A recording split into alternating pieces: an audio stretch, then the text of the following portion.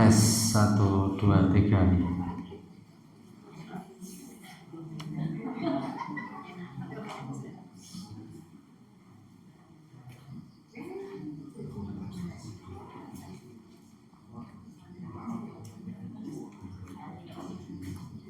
Assalamualaikum warahmatullahi wabarakatuh.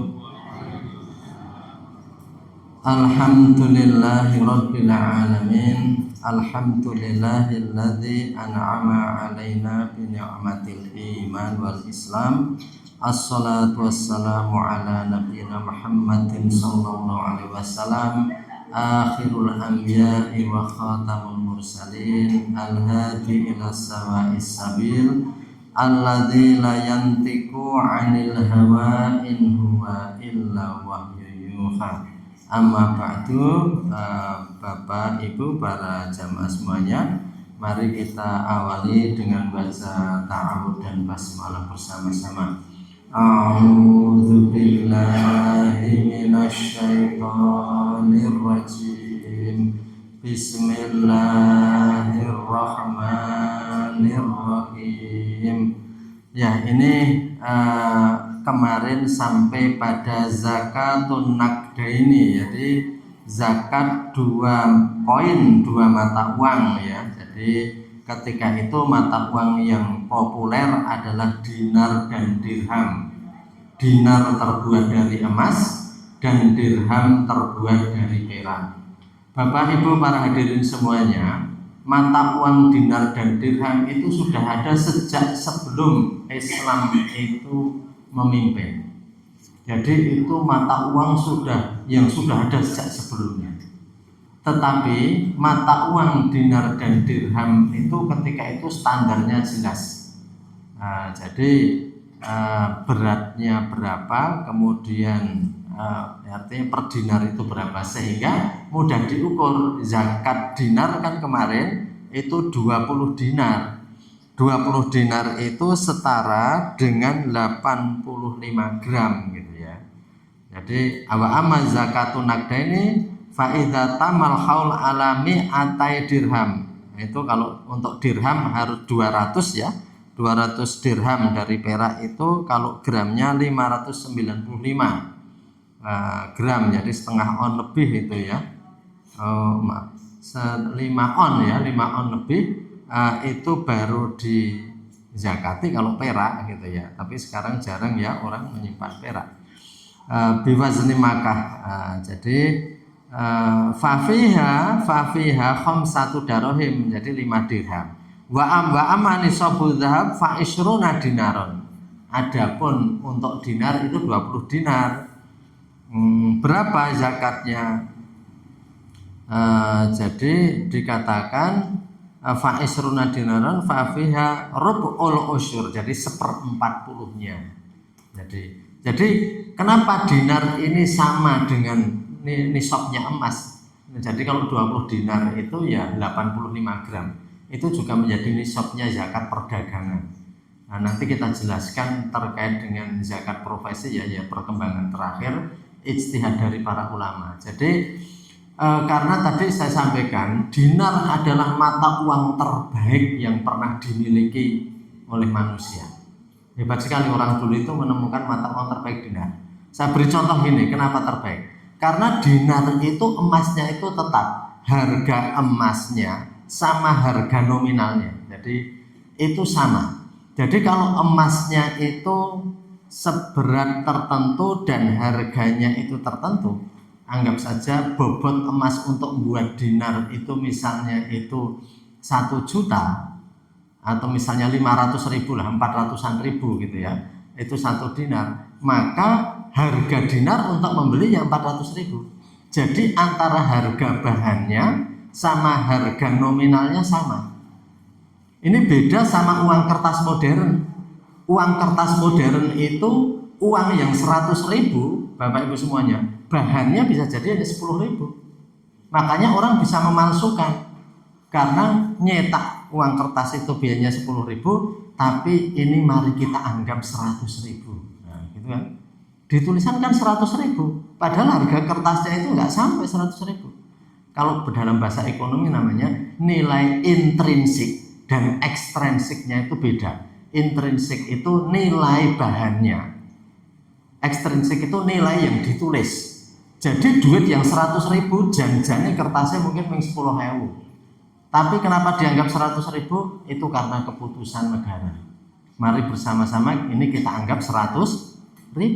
Nah gitu. Tapi kalau dinar beda. Dinar itu monggo kalau mau mencetak dinar, asal beratnya sama, ya harganya sama. Jadi uang yang beratnya emas itu sama nilai yang ditulis itu sama. Karena itu monggo nek ajeng malsokke. Angger emas tenanan jenengan palsoknya duitnya makanya podo. Maka uang dinar nggak mengenal inflasi. Nggak mengenal inflasi. Kalau 100.000 dulu untuk beras sekian kilo, besok untuk beras sekian kilo. Itu beda, mengalami inflasi. Tapi kalau emas ya emas. Jadi nggak akan bergerak, itu uang emas itu gitu. Jadi the best currency ever ya, mata uang terbaik yang pernah ditemukan manusia ya dinar. Dinar itu ya. Sekarang orang sulit, walaupun ada dinar di berbagai negara Timur Tengah, tapi sudah tidak seperti dinar zaman dulu. Jadi dinar itu kehebatannya itu ya. Maka Rasulullah juga menggunakan dinar itu, karena itu mata uang yang nggak mengalami inflasi, harganya tetap sama, harga di dalam dan di luarnya sama.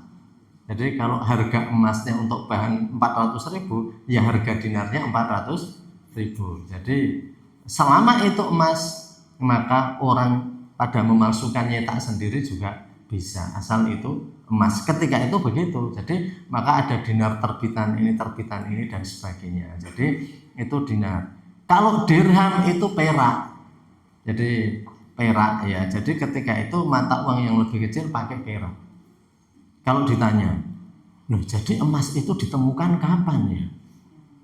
Bukan hanya orang sekarang, orang sejak dulu sudah menemukan emas. Jadi Bapak Ibu saya sering mengingatkan, jangan dikira zaman dulu itu kuno dan kehidupan itu belum maju.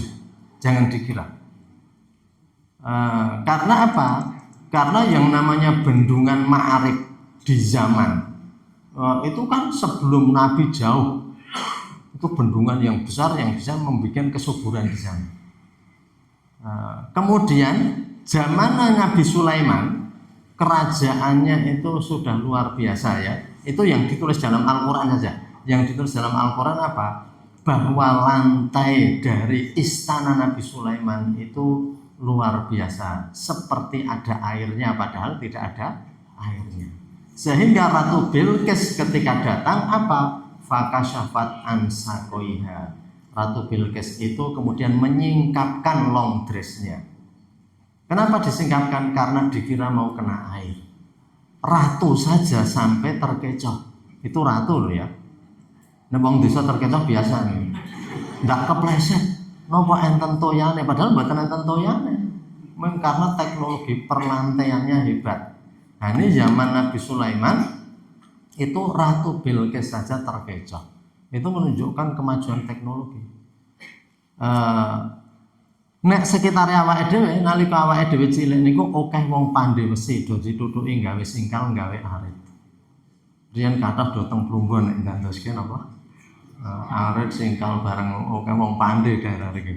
Nah ning niku sakjane sejak zaman Nabi Daud ya. Sejak zaman Nabi Daud niku sinten? Bapakne Nabi Sulaiman. Jadi bapaknya Nabi Sulaiman itu Nabi Daud. Zaman Nabi Daud empun saged sudah punya teknologi apa? Son'atalabus, itu membuat baju besi untuk perang. Membuat baju besi. Jadi itu zaman Nabi Daud itu sudah bisa. Sudah tahu, berarti kalau bisa buat besinya, berarti kan tahu pasir besinya, buatnya dari mana. Nggak mungkin toh besinya itu ngambil dari pohon-pohon, nggak mungkin. Niku godhong jenenge. Napa totokan wit niku nggih kulit wit niki baju besi. Baju besi sudah dibuat berarti sudah ada teknologi melebur pasir besi. Melebur pasir besi ya. Pasir besi dilebur untuk dicetak. Jadi itu sudah terjadi di zaman Nabi Daud.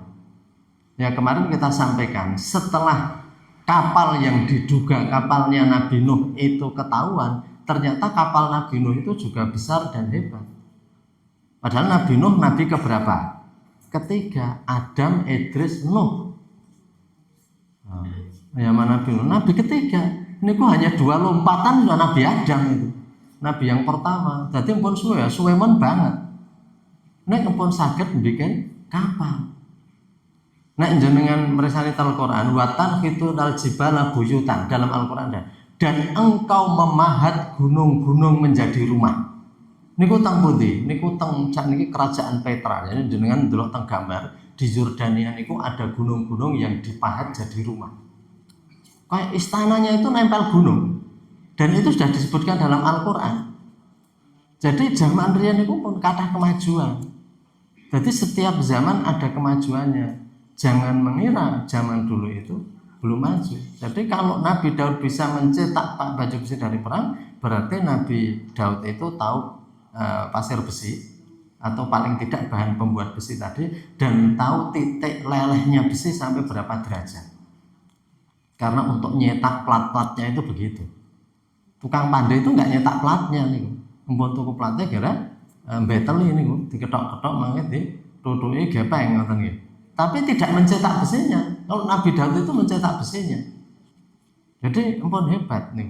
Jadi sebelum Nabi Sulaiman. Nah, maka dari itu zaman riyen niku empun kathah kemajuan. Ini untuk iktibar bagi manusia. Di dalam surat Fajr itu kan dikatakan gitu ya. Di situ ada kata-kata wal fajri wal layli asyar wasyafi wal dhar wal layli yasar hal fi dzalika qasamul lidzar alam taro kaifa fa'ala rabbuka bi'ad irama dzatil imad. Jadi di situ alam taro kaifa fa'ala rabbuka bi'ad. Tidakkah engkau melihat apa yang dilakukan oleh Allah bi'ad dengan kaum Ad? Kaum Ad itu apa? Irama dzatil imad. Kaum Ad juga di situ Irama dzatil imad. Kaum Iram yang dzatil imad memiliki gedung-gedung yang tinggi.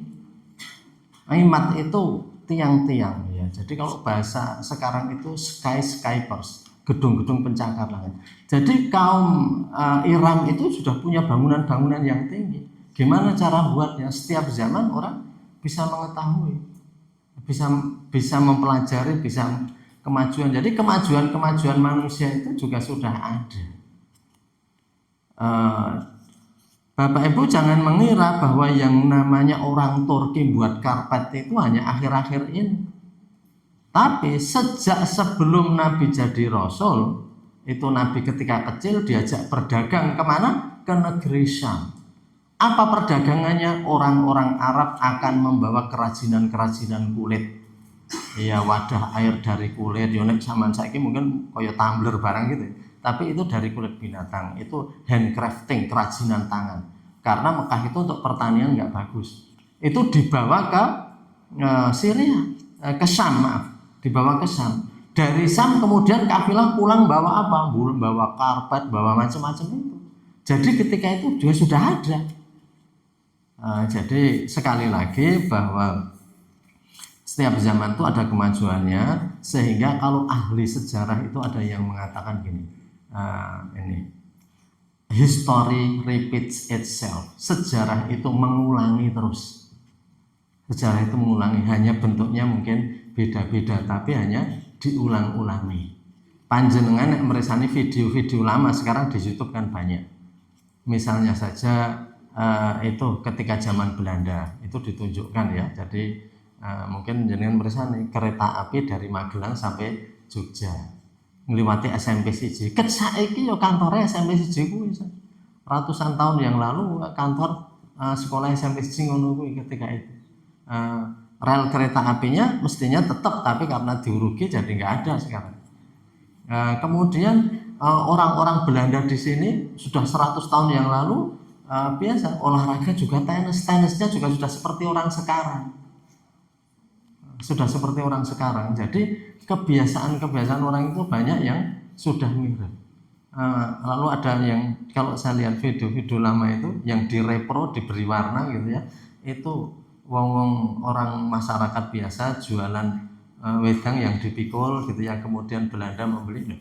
Seperti sekarang juga masih banyak hal begitu di kampung-kampung. Jadi dalam lintas ratusan tahun itu terkadang tidak banyak berubah, jadi itu seperti itu. Maka kembali ke tadi, uang dinar itu sudah ada ketika itu, dan itu menjadi mata uang yang sangat baik karena tidak mengenal inflasi. Uang-uang kertas kita itu harganya berubah-ubah karena harga ditetapkan dengan angkanya. Mari saudara-saudara, kertas ini kita anggap 100.000. Kita anggap 100.000, maka besok harganya naik turun dan bisa dipalsukan. Karena yang nyetak itu juga manusia, yang iso ngandani wong liya carane nyetak ngene. Selama itu yang nyetak juga manusia, mesinnya sing gawe manusia, maka ya itu bisa dipalsukan di mana-mana.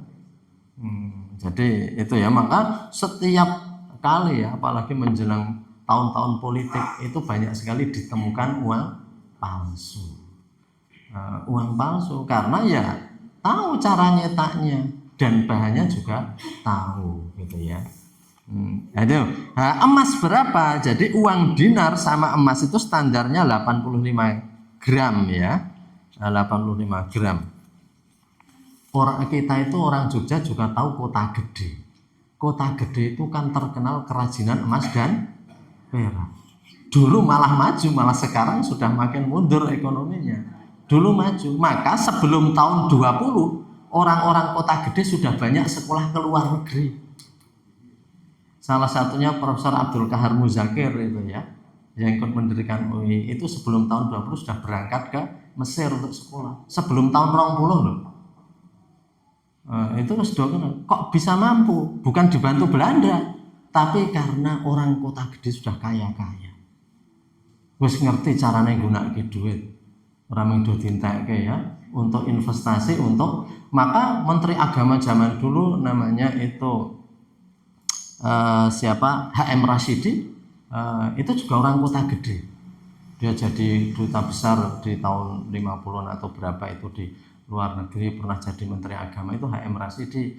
Kemudian Abdul Kahar Muzakir, anggota Piagam Jakarta, yang penyusun Piagam Jakarta itu yang 9 orang, dan pendiri UI juga gitu ya. Orang-orang itu tahun 20-an itu sudah pada kuliah ke sana karena orang Kota Gede itu kaya-kaya. Karena punya kerajinan emas dan perak. Ya mungkin tempat lain kerajinan bikin besek gitu ya, ngenam gula pring gitu ya, tapi orang Kota Gede itu sudah nganyam emas gitu ya, digawe apa ini. Itu tahun itu loh, 20-an. Jadi artinya itu sudah lama. Ini saya perlu sampaikan ya. Jadi sebelum Islam datang pun itu sudah cukup maju kehidupan, dan uang dinar begitu.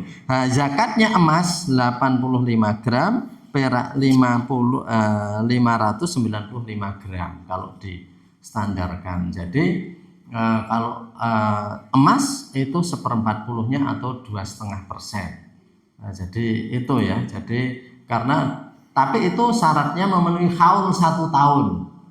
1 tahun. Kalau panjenengan tuh punya emas yang seberat itu gitu ya, dalam 1 tahun, maka itu wajib zakat. Karena emas itu bukan untuk kehidupan. Kemarin kalau hewan untuk tunggangan kan tidak dizakati, karena memang itu untuk kehidupan, bukan untuk investasi gitu ya. Sama seperti, tapi kalau emas ini kan bukan untuk kehidupan. Itu artinya orang nggak pakai emas itu bukan kemudian urip gampang mumet dan sebagainya. Gampang mumet yang mergo reneng cekelan gitu iya bisa, tapi artinya bahwa emas itu ya kalau sego njur dadi warak, nek nganggo emas iki warak terus loh, enggak begitu gitu ya. Maka itu bukan kebutuhan pokok, dan karena itu kena zakat. Yang saya sampaikan bahwa hukum itu bisa disiasati, misalnya wis meh setahun kurang 3 dina njur emasnya didol. Itu tidak memenuhi haul, ora keneng zakat. Engko lebar 2 minggu kas tuku meneh gitu ya. Anggere meh tekan didol meneh. Atau didol sebagian, jadi tidak memenuhi lagi 85 gram. Yaitu namanya menyiasati hukum atau menyiasati Allah. Allah Maha tahu apa yang dalam pikiran manusia. Seandainya orang itu tidak punya keimanan, maka semua hukum dan aturan akan mudah diakali semua. Mudah diakali semua. Maka syarat menjadi ahli hukum kalau di dalam fikih itu, dia itu harus ikhlas, jujur dan ikhlas. Karena bahaya, kalau ahli hukum itu tidak jujur itu bahaya. Lebih bahaya daripada orang lain. Hakim kok nggak jujur, itu lebih membahayakan daripada petani nggak jujur. Guru kok tidak memberi contoh yang baik, lebih bahaya daripada bakul yang nggak memberi contoh yang baik. Karena guru itu untuk dicontoh, digugu dan ditiru, bukan wagu tur saru gitu ya.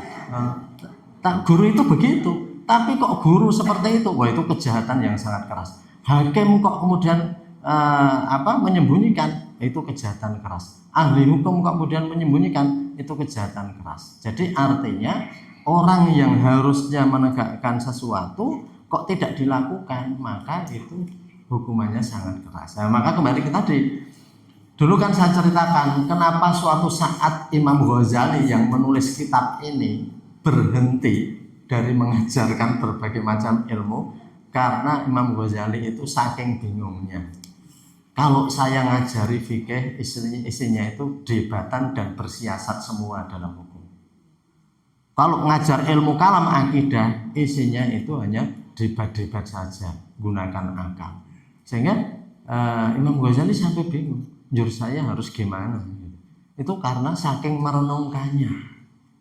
Saking merenung, maka orang itu dalam segala hal semakin tinggi derajatnya dia akan semakin tidak kelihatan ya, semakin tidak kelihatan karena saking hati-hatinya orang itu gitu ya. Nah, kembali ke tadi. Jadi zakat itu segitu. Kalau ada orang menyiasati ya itu memang tidak wajib zakat, tapi itu kita serahkan kepada Allah. Allah Maha tahu niat seseorang gitu ya. Itu bisa saja gitu ya. Seperti yang pernah saya jelaskan di lain waktu, dalam pernikahan itu kan ada namanya nikah mukhalil. Apa nikah mukhalil? Orang kalau sudah talak 3 kali, karena at-thalaqu marratani, ya. Talak yang boleh fa'imsakun bil ma'ruf atau tasrifun bi ihsan. Jadi 2 kali yang orang itu boleh rujuk atau tidak rujuk.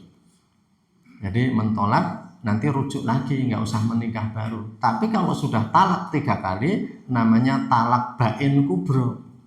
Talak bain kubro itu sudah nggak boleh rujuk. Kawin lagi saja nggak boleh karena sudah mencerai 3 kali. Kecuali dinikahi orang lain dulu, mereka pernah berkumpul, kemudian kok dicerai lagi, baru boleh suaminya yang pertama itu menikahi lagi dengan syarat dan proses seperti pernikahan baru. Tapi itu kan bisa diakali gitu ya. Itu bisa diakali dengan cara nyari joki gitu ya. Kayak istri saya sing tak cerai 3 kali. Iki ketoke teklek kecemplung kaleng. Pokoknya balen wae lah gitu ya. Jadi baleni wae. Kemudian akhirnya ingin kembali padahal sudah menceraikan 3 kali, maka harus dinikahi orang lain. Mungkin dia nyuruh orang lain menikahi, tapi nanti jangan lama-lama gitu ya. Nanti kumpul, setelah itu kamu cerai lagi ya. Nah, boleh nikah dengan yang pertama, tapi itu kan tadi ya, hukum itu bisa diakal-akali, gitu ya. Maka dari itu ya, seandainya orang itu nggak punya keimanan, maka hukum di mana saja itu akan pada diakal-akali. Nggak punya keimanan, nggak punya akhlak yang baik, itu akan diakali. Nah, jadi itu pentingnya ya. Kembali ke tadi. Wa yajibu zakah fi tabari wal khilyi wal mahdur wala zakata fi syai'in minal ma'adin ila fi dhahab wal fiddata. Fil fidhabi wal fiddati fa fiya ba'dul khaf ba'dal khufri wa tahsili wa ba'da tohni wa takhlis rubu'ul asyar ala asohil qaulaini wa hal tu'tabaru nisab wa fil haul qaulani. Jadi begini, dan selanjutnya itu terkait barang tambang. Itu di sini dikatakan la zakata fi syai'in minal ma'adin, tidak ada zakat untuk barang-barang tambang ila fi dzahab wal fiddah, kecuali emas dan perak. Ba'dal khafri wa taksil, ya, jadi setelah itu digali, kalau sekarang ya didulang bahasanya. Setelah itu didulang, setelah ada hasilnya baru dizakati. Tapi kan kita tahu sekarang ini tambang itu bukan hanya emas dan perak, tapi di zaman Nabi tambang yang diketahui itu. Dulu saya pernah menyampaikan ya di pengajian sebelumnya, kenapa orang kok suka emas? Sik ngandani itu zaman dulu sapa nek emas kuwi logam mulia barang sing aji itu sapa sing ngajar. Itu kita nggak tahu. Iya ya, kenapa emas itu kok jadi orang pada seneng? Ora maregi, kemudian ya ora marake njur awake enteng terus nih, kok orang itu iso seneng? Orang kok bangga nek dikalungi emas atau tangannya itu dijiret dengan gelang emas gitu ya. Kok iso seneng? Kok iso seneng apa? Itu angel dijawab itu. Itu sulit itu dijawab itu. Tetapi Al-Quran sudah mengatakan bahwa di sana itu ayyuyina linas kubu syahwat minan nisa wal banin wal qanatirul muqantarah wal khailu. Jadi di situ ada kata-kata minadz dzahabi wal fiddah. Dihiasi manusia itu kecintaan syahwati minan nisa kepada wanita. Jadi kalau laki-laki kepada wanita, wanita sebaliknya. Maka manusia itu mesti urutannya mencintai lain jenis. Ya, apa yang dikatakan Al-Quran itu memang betul-betul. Allah memang menjadikan dalam diri manusia itu kecintaan. Maka orang kemudian menikah. Kalau orang menikah wal banin, maka kemudian dia mencintai anak. Mencintai anak. Wal banin. Kemudian di situ juga ada kendaraan, kuda-kuda yang ditambatkan. Kemudian perniagaan. Di situ ada kata-kata emas dan perak. Jadi Allah sendiri sudah mengatakan, entah gimana alasannya, kalau Al-Quran mengatakan manusia mencintai emas dan perak, faktanya nanti akan begitu. Seperti ayat-ayat yang lain juga begitu. Ayat-ayat yang lain itu juga begitu.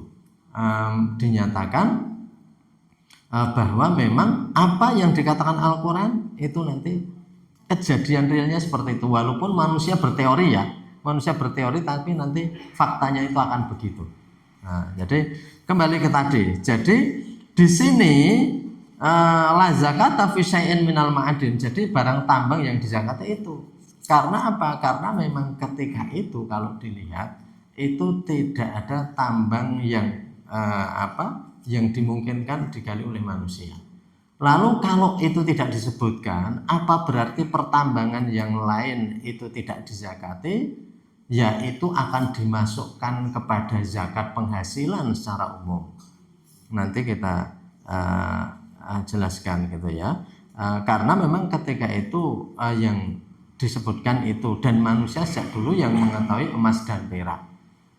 Padahal sekarang di dalam bumi itu banyak sekali manusia menemukan nikel misalnya ya. Nikel itu bahan untuk baterai yang sekarang ini menjadi harganya sangat tinggi, dan ajaibnya ya, dan yang menggembirakan, Indonesia itu adalah tambang nikel yang luar biasa besarnya. Itu sekarang menjadi bahan pembuatan mobil listrik. Jadi Allah itu kalau memberikan rezeki terkadang manusia nggak tahu ketika itu. Sekarang ini kita nggak tahu hal-hal di luar yang diketahui masyarakat sekarang, apakah ada yang masih berharga? Allah Maha Kuasa untuk menunjukkan. Nanti orang akan mengatakan jebule ini barang berharga, jebule ini barang berharga. Apa yang oleh orang sebelumnya dianggap nggak ada harganya. Itu juga rahasia ketika Nabi Ibrahim berdoa, warzuqhum minas samarati man amana minhum billahi wal yaumil akhir. Ya Allah, berikanlah rezeki orang-orang Mekah ini di antara mereka man amana yang beriman billahi wal yaumil akhir, diberi rezeki apa? Dari berbagai macam buah-buahan. Doanya dari berbagai macam buah-buahan. Nah, ketika itu Mekah itu kan wadun ghairi dzar'in. Wadun ghairi dzar'in itu lembah tanpa pohon. Jadi di situ hanya gelataan panas di sana, bukan tanah yang berbatu tapi batu yang ada tanahnya. Batu yang ada bukit-bukit Pak itu batu semua, hanya ada tanahnya. Tetapi doanya Nabi Ibrahim, Gusti Allah, pasrah bongkoan jenengan sing penting niku tiang-tiang riki njing paringi rezeki saking maneka warna woh-wohan. Doa itu memang nggak dipikirkan gimana caranya, karena itu tugas Allah untuk mewujudkan. Nabi Ibrahim penting donga mawon nyuwune ngoten niku. Terserah Gusti Allah jenengan lajeng mujudke pripun niku. Ing atase tong riki niku dataran kering nggak ada apa-apa, doanya minta berbagai macam buahan. Ya Allah mentakdirkan ternyata di bawah perut bumi Arab itu lautan minyak. Cadangan minyaknya itu besar sekali. Sehingga dengan minyak itu kemudian menjadi kaya. Karena kaya apa saja bisa dibeli. Walaupun nggak tumbuh pertanian dengan subur, tetapi di sana menghasilkan. Para penjajah dulu nggak pernah tahu, itulah kenapa Mekah nggak pernah dijajah, karena nggak begitu subur. Apa yang digoleki para coba? Di zaman Nabi kecil nggak ada penjajah di Mekah. Beda tempat lain yang dijajah Persia, dijajah Yunani, dijajah macam-macam, Romawi. Tapi Mekah nggak dijajah. Ya memang nggak ada apa-apanya, Pak. Nggak ada apa-apanya. Tapi kan Allah itu kemudian kun fayakun. Jadi maka menjadilah. Mbuh piye carane, tapi kemudian mereka menjadi kaya dan berbagai buah-buahan itu bisa didatangkan. Jadi kembali ke tadi ya. Maka sekarang kalau banyak hasil tambang yang lain, yaitu sama terkena seperti itu. Zakatnya berapa? Ini ada yang berpendapat di sini dikatakan al-khumus 1/5, ada yang 1/40. Jadi 1/5 itu 20%, ada yang berpendapat 2,5%. Ya ini tentunya kalau yang 20% itu disamakan dengan rikas, barang-barang yang langsung diambil tanpa proses. Ya kalau itu misalnya, tapi sekarang kan di berbagai negara pertambangan dikuasai negara ya. Sehingga ini menjadi berbeda. Zaman dulu belum modelnya begitu ya. Jadi rikas itu barang temuan. Jenengan gadah griya mboten ngertos niku riyen-riyene pripun, ning nang ngisor umpak niku enten emas sekilo misalnya. Niku 20% zakate. Iki arep ganti cagak sebelum ngisor umpaknya ning emas sekilo. Jaman riyen lah enten wong do ngoten niku. Wong nyelengi leli ngoten nggih. Nek sakniki wong nyelengi ra tau do leli. Isih pira wis ditiliki kok mboten dicateti ya, nabung dicateti kelingan terus. Jadi mila saking menika kembali ke tadi ya. Itu Mas dan Bunda. Ini saya jelaskan di sini sebagai sisipannya adalah zakat profesi. Untuk yang tidak disebut di situ, itu lalu gimana? Yaitu masuk ke zakat penghasilan. Zakat penghasilan. Tiang engkang nyambut damel dibayar, tiang engkang gadai penghasilan dengan berbagai macam yang itu tidak dijelaskan di dalam Quran dan hadis, diistihati para ulama bahwa itu juga harus dizakati, maka itu menjadi zakat penghasilan. Zakat penghasilan disepakati 1 tahun nisabnya seperti emas atau perniagaan tadi 85 gram. Nek sak gram niku umpamane 1 juta gampilipun nggih, penghasilannya 90 juta setahun niku wajib itu untuk zakat. Penghasilan seperti itu disepakati begitu. Kalau kurang dari itu gimana? Kalau kurang dari itu memang belum memenuhi nisabnya. Tetapi banyak orang-orang seperti yang bekerja di kantor-kantor tertentu, mungkin di Kemenak atau mungkin di lembaga seperti Muhammadiyah atau mungkin Nahdlatul Ulama atau apa gitu ya, itu yang dipotong begitu, dipotong langsung gajinya walaupun tidak memenuhi nisab, yaitu untuk kehati-hatian. Karena wong pajak yang untuk kepentingan dunia saja dipotongkan lebih dari itu sampai 15% gitu ya. Masa ini untuk akhirat 2,5% saja katanya nggak memenuhi nisab, lalu enggak. Nisab ini kan hanya untuk batas wajibnya saja. Tetapi kalau kita lihat bahkan agama lain itu kalau kita lihat di YouTube mereka itu sepersepuluhan. Saya nggak usah nyebutkan agama tapi ada di situ itu sepersepuluhan. Itu yang seperti itu gitu ya. Sehingga kalau dalam Islam itu 2,5% itu Islam itu sangat toleran dan pakai nisab dan haul. Cuman sekali lagi tadi kalau orang itu di zaman Nabi kan dibuktikan bahwa wa anfiqu fisabilillah itu terkadang orang sampai nggak punya apa-apa saja tetap bisa memberikan bantuan.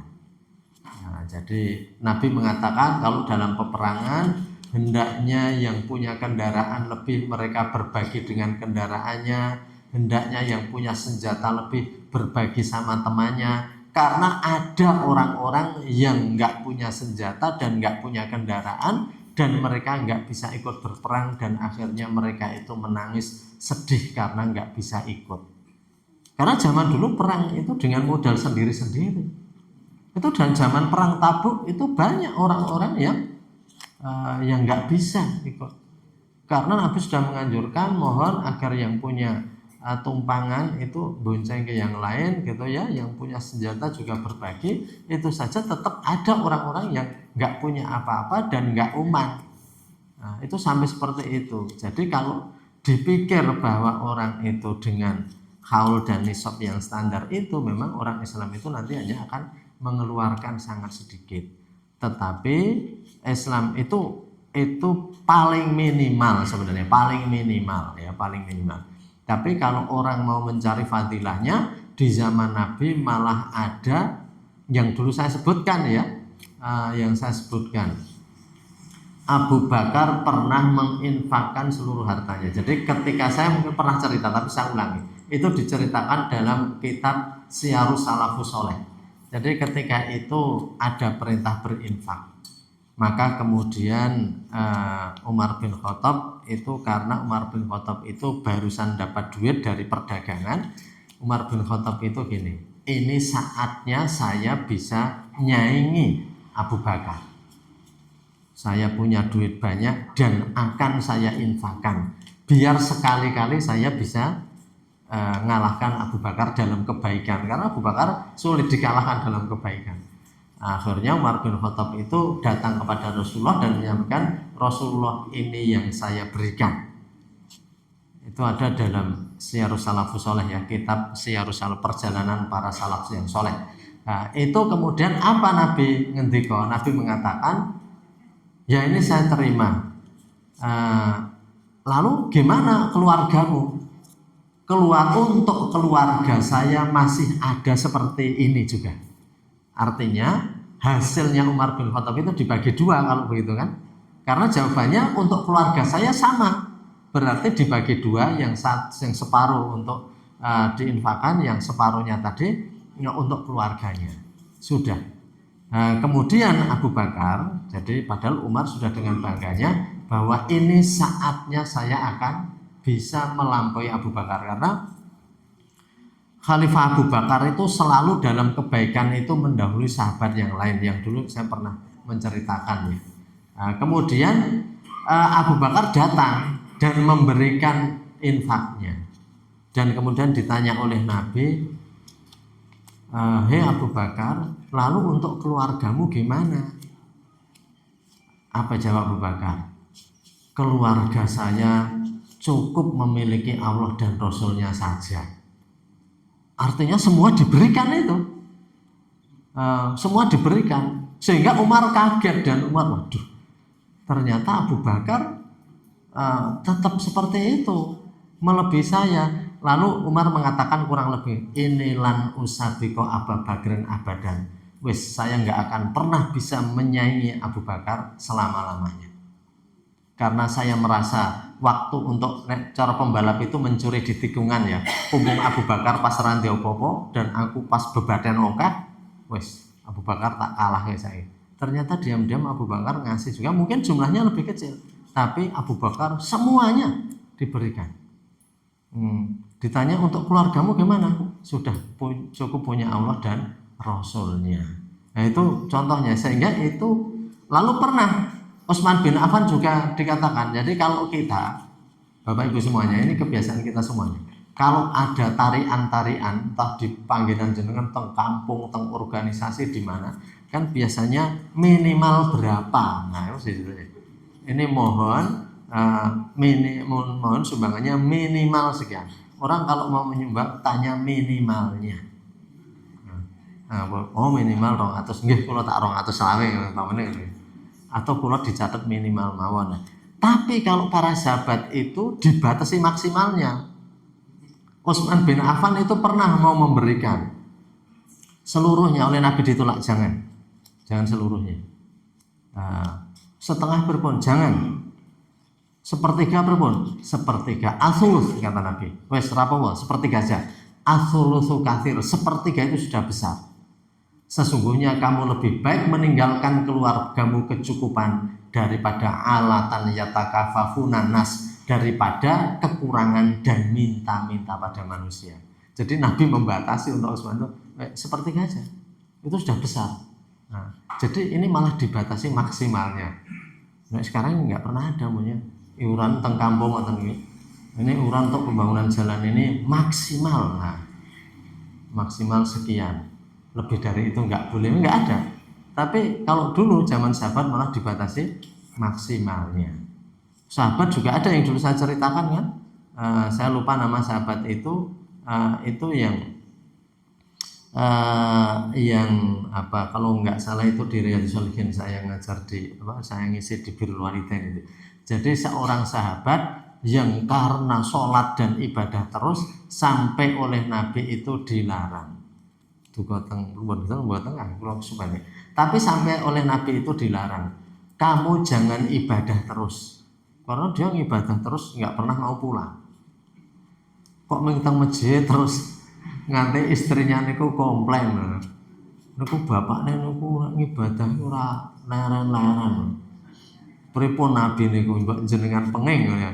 Oleh Nabi, wa inna li jismika hakun, badanmu punya hak. Kamu itu kalau capek ya ngantuk, kalau ngantuk ya tidur. Kalau perutmu lapar ya makan. Wali zaujatika hakun, istrimu juga punya hak atas dirimu. Dan keluargamu juga punya hak atas dirimu. Jadi anakmu tok gatekke, garwamu ya tok gatekke, keluargamu tok gatekke. Jadi Islam itu sangat manusiawi seperti itu. Jadi Nabi sampai menging sahabat ya, karena terlalu banyak beribadah. Jadi niku zaman riyen wong nanti do dipenging ndak kokean ibadah, ndak kokean sedekah, ndak kokean infak. Niku zaman riyen, zaman sahabat niku nganti ane sing do dipenging ngoten niku. Urusan niki pamane kon ibadah niku ya ibarate niku nggih awake dhewe niku angger pas saan ibadah niku dilalai jan niku nggih godaan setane ngoten niku. Awake dhewe niku kelingan gaweane ngoten. Menglinggo jilid mon gaweane niku pun kelingan. Niku setan niku jan pinter tenan. Lekas salat awake dhewe dadi kelingan apa sing ketelingsut ngono. Pesen-pesen sing durung lakoni. Mangke ngibadah kelingan gaweane. Oh ya kene lek durung tak tambaki yo iki aku lek gegenen kompore tak pateni apa urung. Jadi sing intine mangke salam niku ben ra suwe-suwe njer. Niku godaan setan ngoten niku. Mula kita nyuwun kalih Gusti Allah ben ra gampang digodha. Wa min syarril waswasil khannas ini.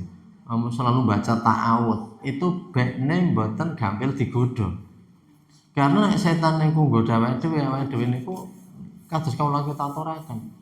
Maca Quran niku umpamane satu halaman pun ketoke akeh. Padahal jenengan ngrungokke YouTube. Kula barang niku ana ndelok berita penting apa YouTube diskusi. Kok wis 10 menit niku ora krasa. 10 menit niku ora krasa. Ning maca Quran niku jenengan nganti 10 menit niku sak halaman niku. Niku mangke wis suwe banget. Niku saking pundi sik menyelipkan teng pikiran. Ya niku sing jenenge misari waswasil khanas ngoten niku.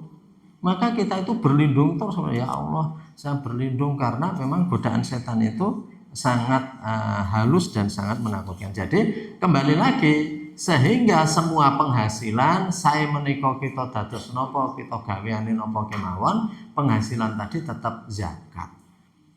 Zaman riyen enten sing mboten setuju, zakat ya hanya yang seperti itu saja. Ning kan sakniki ning kondisi pun benten. Kondisi niku benten kathah penghasilan sing mboten kados riyen. Kalau ben kita aturaken wong sing tani ngrekoso mawon kenging zakat kok sing direktur perusahaan yo ora keneng zakat niku tidak adil. Sing umpamanipun napa niku yang pedagang yang tiap hari kula anjur ngedol niku kenging zakat dengan nisab yang sama ya setara 85 gram tadi kok niku sing pedamelan senes niku nggih mungkin maklar atau mungkin apa dan sebagainya itu kok kemudian enggak kena zakat ya itu tidak adil. Maka mimma razaqnahum yunfikun, dan dari apa yang kami rezekikan kepada mereka menginfakkannya. Jadi karena profesi-profesi itu memang berkembang. Bapak Ibu semuanya, profesi-profesi itu juga akan bergeser.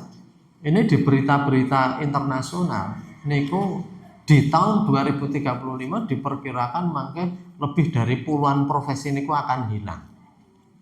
Sakniki jenengan niku umpami ajeng gawe apa, gawe proposal, gawe karangan niku nganggo internet nganggo AI ya, artificial intelligence niku tolong buatkan ini mangke gawe kok niku.